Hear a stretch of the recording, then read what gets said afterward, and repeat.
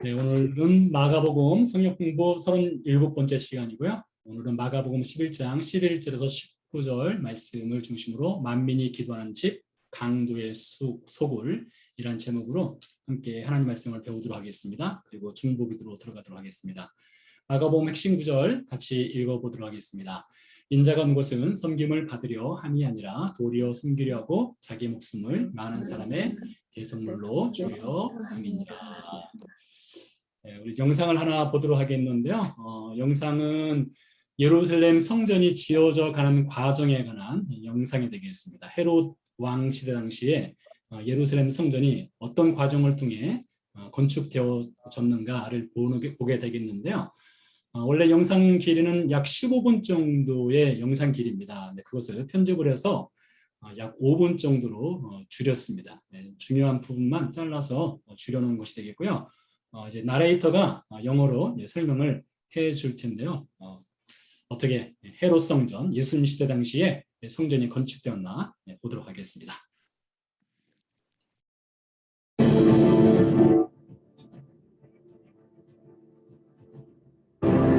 Towards the end of the Second Temple period, in the 18th year of his reign, Herod, king of Judah, gathers the people of Jerusalem and surprises them with a dramatic announcement. Herod states his intention to raise the old temple, built on Mount Moriah, by the returnees from Babylon, and to build a new temple in its place, the most sacred and beautiful of our time. The Jews are appalled. The thought that this tyrant, who has murdered thousands of people, would tamper with their holiest site merely for the sake of self-aggrandizement terrifies them. They're afraid that Herod will destroy the old temple without completing the construction of the new one, leaving them without a place to serve God, neither the old nor the new.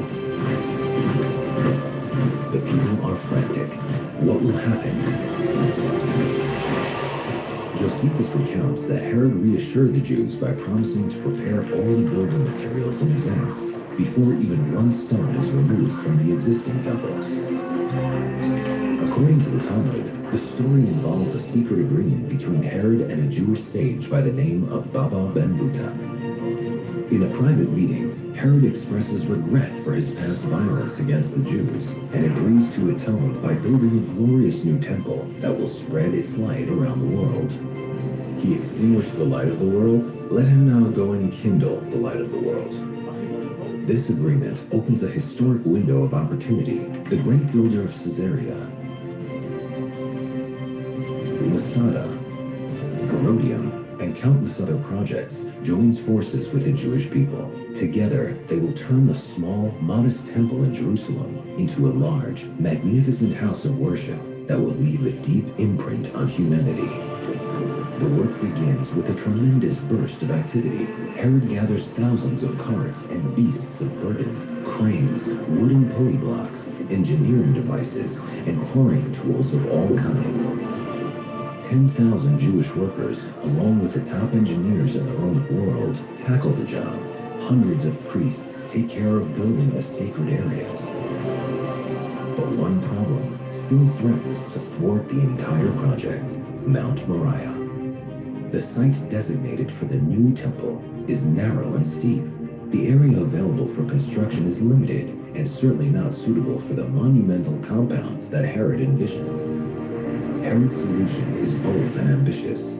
Build huge walls that would support a giant plaza and then construct the temple in the center of the plaza. After filling the space between the supporting walls of Mount Moriah with large stone arches, the builders embarked on the next stage, building the huge plaza on which the temple would stand. Tens of thousands of believers from Israel and the diaspora would assemble in this plaza. The plan called for them to stand on a floor decorated according to the finest standards of Roman architecture. The residents of Jerusalem looked at their handiwork. Before them rose one of the largest, most magnificent houses of prayer in the entire world.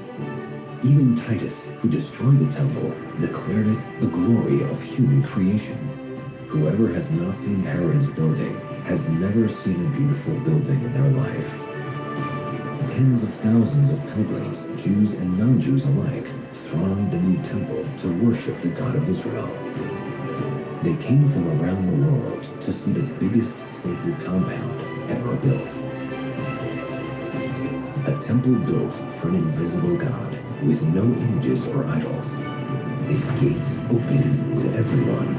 A house of prayer for all nations.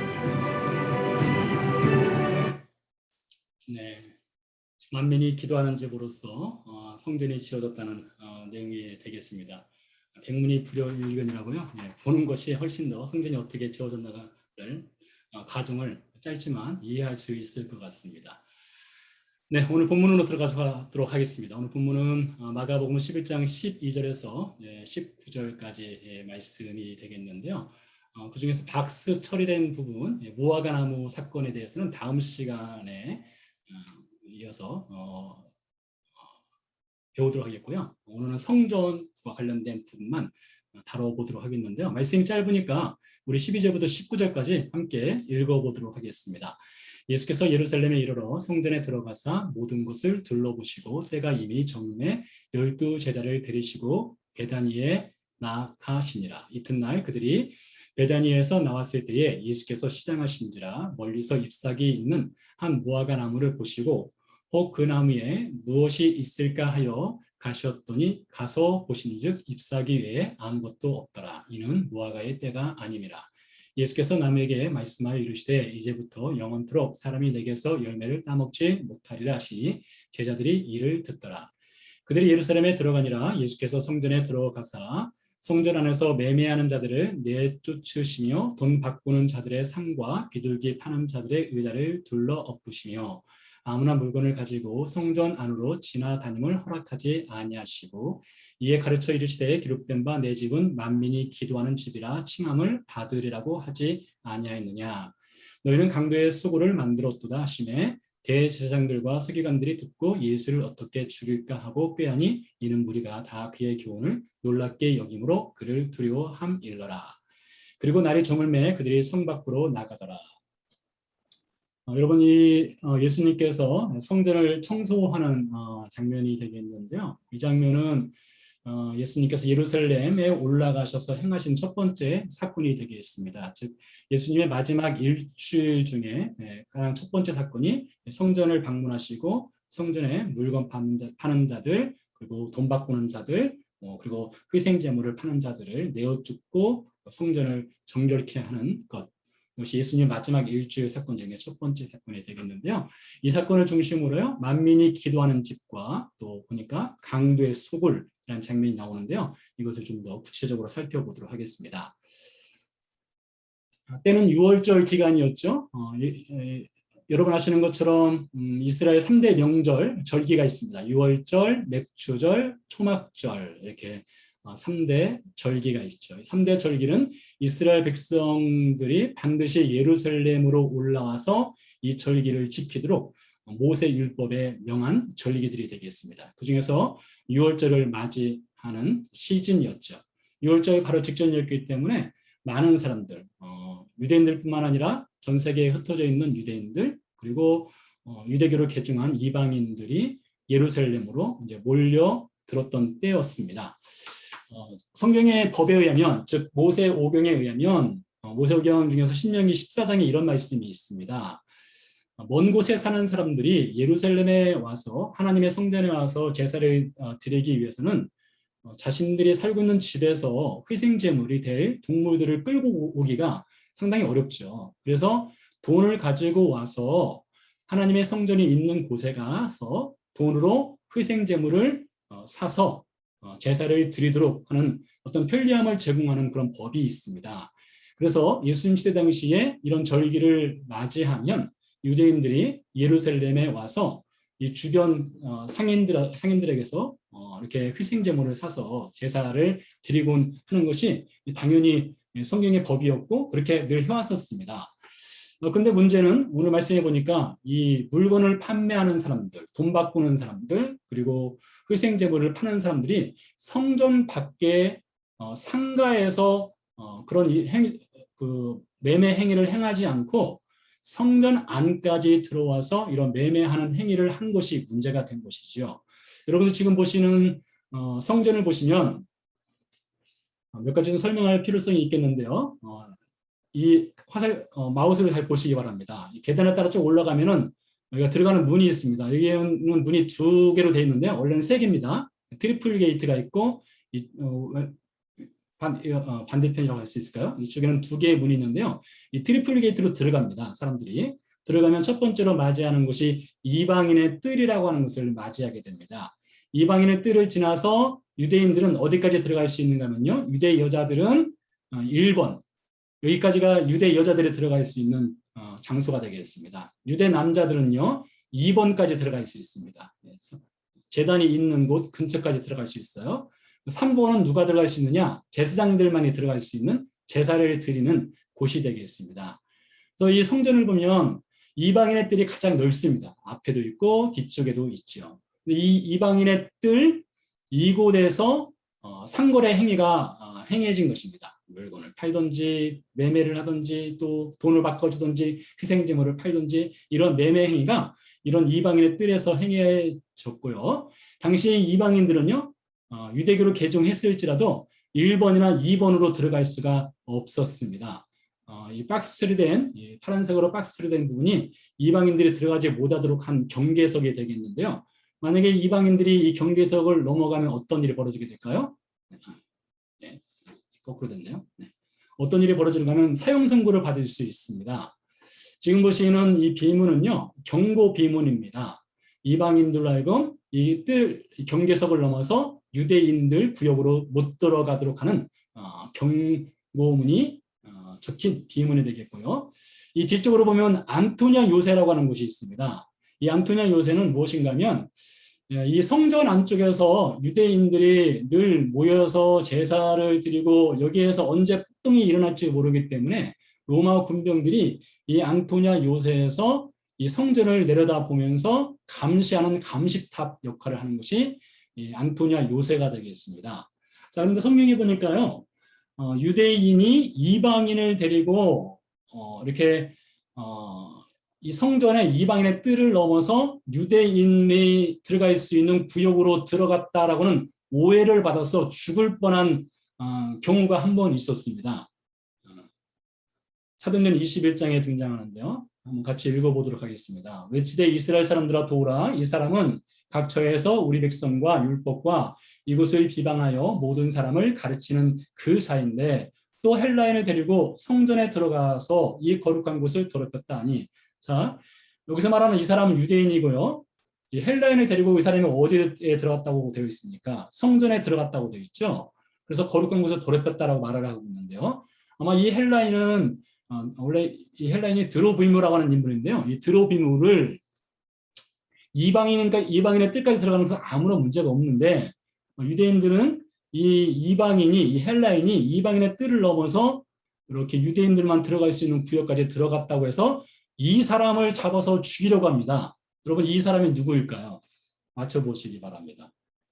항상 객관식입니다. 1번 야고보, 2번 요한, 3번 베드로, 4번 바울. 누구일까요? 누가 이 헬라인을 데리고 성전 안까지 들어갔다라는 오해를 받아서 죽을 뻔했을까요? 정답은 4번이 되겠죠? 바울입니다. 사실은 그렇지 않았죠? 그래서 바울이 이 사건 때문에 이 재판을 받고 2년 동안이나 이 가이사랴에 구금되었다가 로마까지 압송되어 가는 사건이 벌어지게 되죠. 그만큼 이방인을 데리고 이렇게 유대인 구역으로 들어간다는 것은 굉장히 처벌이 큰 죄에 해당하는 것이 되겠습니다. 아무튼 이 이방인의 뜰에서 이런 매매 행위가 벌어지고 있었고 예수님께서 이 이방인의 뜰에서 벌어지는 매매 행위를 아주 분노하시면서 그것을 내어쫓고 상을 뒤집어 엎고 성전을 청소하는 사건이 오늘 본문에 기록되어 있는 것이 되겠습니다. 그러면서 예수님께서 말씀하셨어요. 이에 가르쳐 이르시되 기록된 바 내 집은 만민이 기도하는 집이라 칭함을 받으리라고 하지 아니하였느냐. 너희는 강도의 소굴을 만들었도다 했습니다. 자, 여기서 만민이 기도하는 집, 이것이 예수님이 인용을 하셨는데요. 어떤 말씀을 인용한 것인가 하면 이사야서 56장 7절 말씀을 인용한 것입니다. 그러니까 예수님 성경을 참 잘하시는 분이죠. 물론 예수님 성경 말씀하시니까 그러시겠지만요. 같이 읽어보도록 하겠습니다. 내가 곧 그들을 나의 성산으로 인도하여 기도하는 내 집에서 그들을 기쁘게 할 것이며 그들의 번제와 희생을 나의 제단에서 기꺼이 받게 되리니 이는 내 집은 만민이 기도하는 집이라 일컬음이 될 것이니라. 여기서 말하는 그들은 누구일까요? 이사야서 56장을 쭉 읽어보면 이 그들이 누군지 분명하게 알 수 있는데요. 이방인을 뜻합니다. 다시 읽어보면 내가 곧 이방인들을 나의 성산으로 인도하여 이방인들의 번제와 희생을 나의 제단에서 기꺼이 받게 하리니. 그러니까 예수님이 만민이 기도한다고 할 때는 유대인들뿐만 아니라 이방인, 그 누구든지 하나님의 성전에 와서 기도할 수 있는 집이다. 이렇게 말씀하셨고 이사야 선지자에 또 그런 예언을 하였다는 것이죠. 자, 그래서 하나님의 성전은 어떤 곳입니까? 하나님의 성전은 하나님과의 만남의 장소가 바로 하나님의 성전입니다. 교회도 마찬가지죠. 교회도 하나님과의 만남의 장소이죠. 자, 이 성전이 성경에 보면 이 성전이 변화되는 모습들을 몇 가지로 볼 수 있는데요. 최초의 성전은 어디일까요? 무엇이 최초의 성전일까요? 에덴 동산입니다.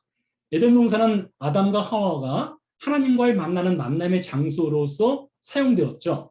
이 만남의 장소라는 의미로 볼 때에 에덴 동산 자체는 하나님의 성전과 같은 역할을 하던 곳이었습니다. 그런데 아담과 하와가 범죄를 하게 되지 않습니까? 그래서 그들이 쫓겨나게 됩니다. 이같이 하나님이 그 사람을 쫓아내시고 에덴 동산 어느 쪽이요? 동쪽에 그룹들과 두루두는 불칼을 두어 생명나무의 길을 지키게 하시니라 했습니다. 자, 하나님께서 이 동쪽이라는 표현을 잠시 뒤에 배워볼 텐데요. 아담과 하와를 에덴 동산 동쪽으로 쫓아내 버렸습니다. 그리고 동쪽으로 쫓아낸 후에 그 동쪽으로 들어오는 길을 불칼을 두어서 생명나무의 길을 박아버렸어요. 생명나무 열매를 못 따먹도록 길을 지키도록 하였습니다. 자, 첫 번째 하나님과의 만남의 장소 에덴 동산이었습니다. 거기서 인간은 쫓겨나게 되죠. 자, 그러고 나서 두 번째로 하나님과의 만남의 장소 어디입니까? 성막과 성전이죠. 이렇게 하나님으로부터 쫓겨난 인생들이 하나님을 만날 수 있도록 하기 위해서 하나님이 성막을 만드시고 그것이 나중에 성전으로 바뀌게 되죠. 말씀을 읽어보면 이렇습니다. 또 백성을 위한 속죄제 염소를 잡아 그 피를 가지고 휘장 안에 들어가서 그 수송아지 피로 행함같이 그 피로 행하여 속죄소 위와 속죄소 앞에 뿌릴지니 본토인이든지 너희 중에 거류하는 거류민이든지 그리하라. 이게 참 중요한 표현입니다. 본토인이라고 할 때는 이스라엘 백성이 되겠죠. 거류한다 할 때는 이방인들이 되겠습니다. 근데 이방인이 되었던 이스라엘 백성이 되었던 하나님의 성막, 하나님의 성전에 들어가서 하나님과 만날 수 있다라고 하는 것이죠. 무엇을 통해서요? 그 피를 가지고요. 이 피를 속죄 피를 가지고 누구든지 하나님의 성막과 성전에 들어가서 하나님을 만날 수 있다는 것이죠. 자, 세 번째 성전. 누가 성전일까요? 네. 바로 예수님이 성전이 되시죠. 요한복음 2장 말씀입니다. 같이 읽어보겠습니다. 예수께서 대답하여 이르시되 너희가 이 성전을 헐라. 내가 사흘 동안에 일으키리라. 그러나 예수는 성전된 자기 육체를 가리켜 말씀하신 것이라. 자, 이 성전의 변화를 보십시오. 에덴 동산에서는요. 에덴 동산이라고 하는 그 어떤 피지컬한 플레이스에서 로케이션에서 하나님과 아담과 하와가 만나게 되었습니다. 그러나서 인간이 쫓겨난 다음 죄를 짓고 쫓겨난 다음에는 성막과 성전을 통해서 염소의 피, 동물의 피를 가지고서 하나님을 만날 수가 있었어요. 세 번째 성전에서는 누구를 통해서 하나님을 만나게 됩니까? 예수 그리스도라는 성전을 통해서 하나님을 만나게 되는 것이죠. 그래서 예수님이 말씀하셨어요. 내가 곧 성전이다. 이렇게 말씀을 하시게 되죠. 그래서 이 예수님의 성전 되시는 것에 대해서 마태복음 27장 50절 말씀에 보니까 이렇게 기록되어 있습니다. 이에 성소 휘장이 위로부터 아래까지 찢어져 둘이 되고 땅이 진동하며 바위가 터지고 라고 되어 있습니다. 여러분 여기서 성소 휘장이 어떤 휘장입니까? 우리 여러분 잠시 뒤에 또 성막 모델을 보시게 될 텐데요. 성소 휘장이라고 할 때는 지성소와 성소 사이에 있는 이 휘장을 뜻하는 것이 되겠습니다. 그 성소 휘장 넘어 지성소로는 1년에 한 차례씩 대제사장이 동물을 죽인 피를 가지고 들어갈 수 있는 곳이죠. 1년에 단 한 차례만 들어갈 수 있는 곳이 되겠습니다. 근데 그 휘장이 둘로 찢어짐으로써 누구든지 본토인이 됐던 이방인이 되었던 예수 그리스도를 의지해서 누구든지 들어갈 수 있다는 것이죠. 그래서 그것을 히브리서에서는 좀 더 정확하게 표현을 하고 있는데요. 그 길은 우리를 위하여 휘장 가운데로 열어놓으신 새로운 살 길이요. 휘장은 곧 그의 육체니라. 그럼 얼마나 기가 막힌 말씀입니까? 휘장, 예수님의 육체가 찢어졌습니다. 예수님의 육체가 찢어짐으로써 누구든지 예수 그리스도를 통해서 하나님에 계신 그 성막 성전 안으로 들어가서 하나님과 직접적으로 뵐 수 있고 만날 수 있게 되었다는 것이죠. 이런 사건이 있게 되었던 것인데요. 자, 이 중에서 우리 창세기 3장에서 본 아담과 하와를 하나님께서 에덴 동산 동쪽으로 쫓아냈습니다. 그리고 동쪽에 불칼을 두어서 에덴 동산으로 들어오는 길을 막았다라고 되어 있는데요. 자, 이 성막의 구조를 보면요. 성막의 동편에 문이 하나가 있습니다. 성막에는 문이 딱 하나밖에 없어요. 문이 딱 하나밖에 없습니다. 그 문이 있는 곳이 동서남북 중에 동편에 있습니다. 지성소는 어느 편에 있을까요? 그러면요. 동쪽에 문이 있으니까 지성소는 서쪽에 있는 것이죠. 동쪽에서 서쪽으로 가면 갈수록 더 거룩한 곳이 되는 것입니다. 성소로 들어가면 이제 밖에 번제단이 있죠. 번제단이 있습니다. 그리고 번제단을 넘어가서 홀리 플레이스라는 것이 있어요. 그리고 그 안에서 한 칸 더 들어가면 휘장을 넘어가면 홀리 오브 홀리스, 지성소라는 곳이 있습니다. 그러니까 서쪽으로 가면 갈수록 더 거룩한 곳으로 가게 되는데요. 이 들어가는 문에 대해서 출애굽기 27장 16절에서 이렇게 말을 하고 있습니다. 뜰문을 위하여는 청색, 자색, 홍색 실과 가느개꼰 배실로 수노와 짠 20규빗의 휘장이 있게 할지니 그 기둥이 넷이요 받침이 넷이며. 여러분 20규빗이라고 하는 이 문의 사이즈를 얘기하고 있는데요. 20규빗 얼마나 큰 사이즈일까요? 네. 한 규빗이요 대략 45에서 50cm 정도 됩니다. 자, 우리 수학을 잘 하시는 분들, 자, 20규빗이라고 되어 있습니다. 그러니까 성막으로 들어가는 문의 사이즈가 20규빗이에요. 그럼 몇 미터 정도 될까요? 대략 9m에서 10m 정도 됩니다. 그렇죠? 엄청나게 큰 거 아니겠습니까? 여러분 집 현관문 사이즈가 몇 미터나 됩니까? 저희 집의 문이 차라리 1m 좀 넘을 것 같은데요. 여러분 여기서 우리는 얼마나 큰 하나님의 은혜를 발견할 수 있습니까? 하나님께서요. 하나님의 지성소로 들어갈 수 있는 성소로 들어갈 수 있는 이 문의 사이즈를요. 정말 어마어마하게 크게 만들어 놓으셨어요. 10m나 되는 사이즈로 만들어 놓으셨습니다. 그 누구라도 다 들어올 수 있는 사이즈로 이 성막의 문을 만들어 놓으신 것을 볼 수가 있어요. 자, 그런데요. 어느 쪽에서 들어온다고요? 동쪽에서 들어온다고 했습니다. 근데 참 재미있는 것이 성경에 보면요. 하나님께 죄를 범하고 하나님으로부터 추방당한 인생, 하나님으로부터 도망가는 인생들은 다 어느 방향을 향해 도망갈까요? 동쪽으로 도망갑니다. 자, 몇 가지 예를 볼까요? 이같이 하나님이 그 사람을 쫓아내시고 에덴 동산 동쪽에 그룹들과 두루두는 불칼을 두어 생명나무의 길을 지키게 하시니라. 그러니까 에덴 동산 동쪽으로 추방을 당했죠. 가인은 어느 쪽으로 추방당할까요? 가인이 여호와 앞을 떠나서 에덴 동쪽. 가인도 동쪽으로 도망갔습니다. 이번에는요. 바벨탑 사건 때 인생들이 어디로 갈까요? 이에 그들이 동방으로 옮기다가 이 사람들도 동쪽으로 도망갑니다. 롯을 보겠습니다. 그러므로 롯이 유단 온 지역을 택하고 동으로 옮기니 라고 되어 있습니다. 그러니까 여러분 인생들은요. 하나님으로 떠난 인생들은 전부 다 동쪽으로 도망갔어요. 동쪽으로요. 자, 그래서 동쪽으로 도망갔던 인생이 하나님께로 돌아오기 위해서는 슈브 돌이켜서 어느 방향을 향해서 와야 됩니까? 서쪽으로 와야 되는데 서쪽을 향해서 오다 보면 무엇이 보이느냐? 10m나 되는 하나님의 성막으로 들어가는 이 널찍한 문이 보인다는 것이죠. 자, 이것을 가지고 예수님께서 또 한마디 하셨습니다. 자, 예수님이 뭐라고 하셨을까요? 네, 이렇게 말씀하셨습니다.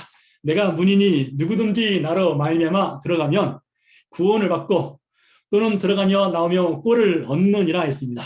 자, 요한복음에서 예수님이 I am the gate라고 했습니다.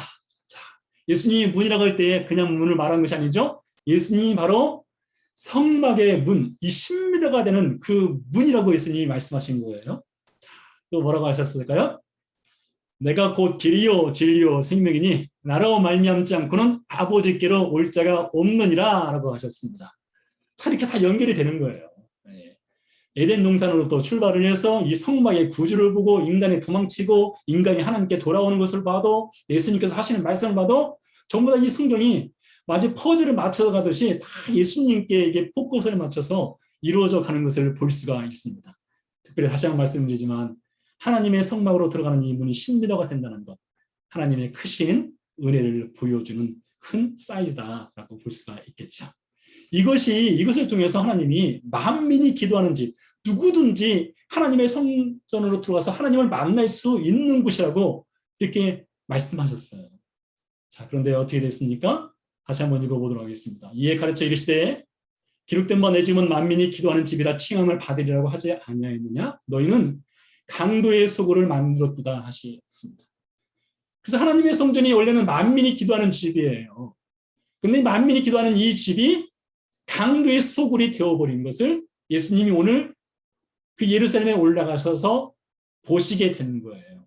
성경이 사복음서에 보면 예수님이 성전을 한 번 청소했는지 두 번 청소했는지 세 번 청소했는지 사실 이게 불분명합니다. 학자들에 따라서는 한 번, 두 번, 세 번 각각의 주장이 다른데 어쩌면 세 번이라고 한다면 만약에 세 번 예수님이 성전에 올라가서 청소를 했다면 예수님 마음이 어떻겠습니까? 사실 여러분 예수님이 사실 성전에 6월절에 평생 세 번만 가셨겠습니까? 그렇지 않죠? 예수님이 12살 이후부터 아버지와 어머니를 따라서 예루살렘 성전을 늘 방문하셨습니다. 어릴 때부터 방문하실 때마다 이방인의 뜰에서 행해지는 강도의 소굴이 되어버린 하나님의 성전을 예수님은 늘 보아 오셨던 것이지요. 12살 때부터 30살 때까지 33살 때까지라고 한다면 20년 이상을 예수님이 그 장면을 봐 오신 것입니다. 하나님이신 그분께서 얼마나 마음이 아프셨겠습니까? 예수님이 강도의 소굴이라고 말씀하신 이 장면은요. 에레미야서 7장 2절에서 11절 말씀을 인용하신 부분이 되겠는데요. 약간 길 수도 있지만 같이 한번 읽어보도록 하겠습니다. 너는 여호와의 집 문 앞에서 서서 이 말씀을 선포하여 이르기를 여호와께 예배하러 이 문으로 들어간 유다 사람들아 여호와의 말씀을 들으라. 만군의 여호와 이스라엘의 하나님께서 이와 같이 말씀하시되 너희 길과 행위를 바르게 하라. 그리하면 내가 너희로 이곳에 살게 하리라. 너희는 이것이 여호와의 성전이라 여호와의 성전이라 여호와의 성전이라 하는 거짓말을 믿지 마라. 잠시 끊어보겠습니다. 성경에서 우리가 성경을 읽다 보면 3번 반복하는 단어들이 가끔 있습니다. 이사야 선자가 이사야서 6장에서 거룩 거룩 거룩 선사들이 하나님을 찬양할 때 거룩 거룩 거룩 이 말을 하는 것을 보게 되죠. 그것은 완벽함을 뜻합니다. 완벽함을 뜻해요. 완벽한 거룩. 이것도 마찬가지예요. 여호와의 성전이라 여호와의 성전이라 여호와의 성전 이것도 마찬가지입니다. 이 성전이 누구의 성전이냐? 인간의 성전이 아니란 것입니다. 하나님의 소유란 것이죠. 하나님이 계신 곳이란 것이죠. 그것을 강조하기 위해서 3번 이곳은 하나님이 계신 곳이다 이렇게 말하고 있는 것입니다. 이것을 읽어보면요. 너희가 만일 길과 행위를 참으로 바르게 하여 이웃들 사이에 정의를 행하며 이방인과 고아와 과부를 압제하지 아니하며 무죄한 자의 피를 이곳에서 흘리지 아니하며 다른 신들 뒤를 따라 바알을 자초하지 아니하며 내가 너희를 이곳에 살게 하리니 곧 너희 조상에게 영원 무궁토록 준 땅이니라. 보라 너희가 무익한 거짓말을 의존하는도다. 너희가 도둑질하며 살인하며 간음하며 거짓 맹세하며 바알에게 분향하며 너희가 알지 못하는 다른 신들을 따르면서 내 이름으로 일컬음을 받는 이 집에 들어와서 내 앞에 서서 말하기를 우리가 구원을 얻었나이다 하느냐. 이 모든 가증한 일을 행하려 함이로다. 내 이름으로 일컬음을 받는 이 집이 너희 눈에는 도둑의 소굴로 보이느냐. 보라 나 곧 내가 그것을 보았노라. 여호와의 말씀이니라. 에레미야 시대 당시에 에레미야 선자가 하나님의 성전에서 행해지는 불법과 타락상을 고발하고 있는 장면이죠. 그 중에서 이방인과 고아와 과부를 압제하고 무지한 피를 흘리고 다른 신들을 따라가는 행위가 있었습니다. 그리고 나서 하나님의 성전에 가서 버젓이 아무런 일이 없다는 듯이 예배를 드리는 이들이 있었다는 것이죠. 보시기 바랍니다. 보라 너희가 무익한 거짓말을 의존한도다. 도둑질하고 살인하고 간음하고 거짓 맹세하고 이방신을 섬기면서 하나님의 성전에 나와서는 구원받았다고 구원을 찬양하고 그런다는 것이죠. 그래서 하나님께서 하나님이 계셔야 되는 그 거룩한 성전이 도둑의 소굴이 되어버렸다 하시면서 내가 그것을 지금 보고 계시다. 이렇게 하나님이 말씀하고 계신 거예요. 에레미야 시대 당시, 그러니까 예수님 시대로부터 약 600년 전에 강도의 소굴이 되어버리는 하나님의 성전이 600년이 지난 이후 예수님 시대에도 마찬가지로 그것이 변함이 없이 강도의 소굴이 되어버린 하나님의 성전을 향해서 예수님이 마음 아파하시고 분노하시고 계시는 장면이죠. 여러분 그때뿐이겠습니까? 그렇지 않죠. 강도의 소굴이 되어버린 하나님의 교회가 있습니다. 여러분 어쩌면 이것이 우리 교회의 모습이 될 수도 있고 우리 자신의 모습이 될 수도 있습니다. 보시기 바랍니다. 예수님 시대 당시에 이 종교 권력을 갖고 있었던 사람들이 있었습니다. 그들은 인기에 부합해 살았습니다. 이방인들을 판매자 노점상들에게 자리를 팔아서 돈을 받고서 매매 행위를 하는 제사장 계열이 있었습니다. 그들은 종교적인 열심이 있었으나 그들은 타락한 사람이었습니다. 그들의 자존심 때문에 그들의 편견 때문에 이들은 하나님을 팔아서 강도의 소굴을 만들어버린 인생들이었습니다. 그들 앞에서 예수님께서 성전을 청소했을 때 어떤 일이 벌어지게 됩니까? 대제사장들과 서기관들이 듣고 예수를 어떻게 죽일까요? 하고 꾀하니 이는 무리가 다 그의 교훈을 놀랍게 여김으로 그를 두려워함일러라 했습니다. 여러분 강도의 소굴이 되어버린 하나님의 성전을 예수님이 청소하셨을 때에 대제사장들은 어떻게 반응했습니까? 예수님을 죽여버리기 위한 작전을 짜는 것을 볼 수 있습니다. 꾀를 내는 것을 볼 수 있어요. 여러분 어쩌면 오늘날 교회가 이런 모습이 아닐까요? 오늘날 교회가 강도의 소굴이 되어버렸고 예수 그리스도의 메시지가 전해지게 되면 오히려 그것을 듣기 싫어하는 그런 것이 교회의 민낯이 아닐까요? 이 장면을 보시기 바랍니다. 요한복음 6장 말씀입니다. 오병이어 사건 이후에 많은 사람들이 예수님을 찾아왔습니다. 예수님을 잡아서 억지로 그들의 임금을 삼아 버리려고 했습니다. 그때 예수님께서 영생에 관한 말씀을 하셨습니다. 예수님이 십자가의 죽음과 관련된 예수님의 살과 피를 먹어야만 너에게 영생이 있다는 말씀을 하셨어요. 그러자 어떤 일이 벌어지게 됩니까? 그때부터 그의 제자 중에서 많은 사람이 떠나가고 다시 그와 함께 다니지 아니하더라. 예수께서 12제자에게 이르시되 너희도 가려느냐? 시몬 베드로가 대답하되 주여 영생의 말씀이 주께 있사오니 우리가 누구에게로 가오리까 했습니다. 여러분 예수님께서요. 예수님을 많은 사람들이 찾아왔다가 예수님이 십자가에 관한 말씀 예수님이 복음의 메시지를 전했을 때 그들은 듣기 싫어서 떠나갔어요. 그런데 예수님 눈 하나 깜짝하지 않았습니다. 떠나간 사람 절대 붙잡지 않았습니다. 예수님 십자가를 가지고 구걸하지 않으셨습니다. 그래서 물으셨습니다. 너희도 가려느냐 할 때 베드로가 기가 막힌 답을 하죠. 영생의 말씀이 있으니 우리가 누구에게 가겠습니까? 여러분 교회가 무엇입니까? 교회는 영생의 말씀이 있는 것이 교회예요. 교회에 영생의 말씀이 없으면요 교회는 종교 권력화 되어버립니다. 교회는 인기를 위해서 사는 사람들이 모이는 것이 아닙니다. 교회는 돈 때문에 모이는 것이 아닙니다. 종교적 열심 때문에 모이는 것도 아니고요. 내 자존심을 내세우기 위해서 모이는 것도 아니죠. 저도 헬버슨 목사님이 참 뼈 때리는 이야기입니다. 교회는 철학이 되었고 로마로 옮겨가서는 제도가 되었다. 그다음에 유럽으로 가서는 문화가 되었다. 마침에 미국으로 왔을 때 교회는 기업이 되었다.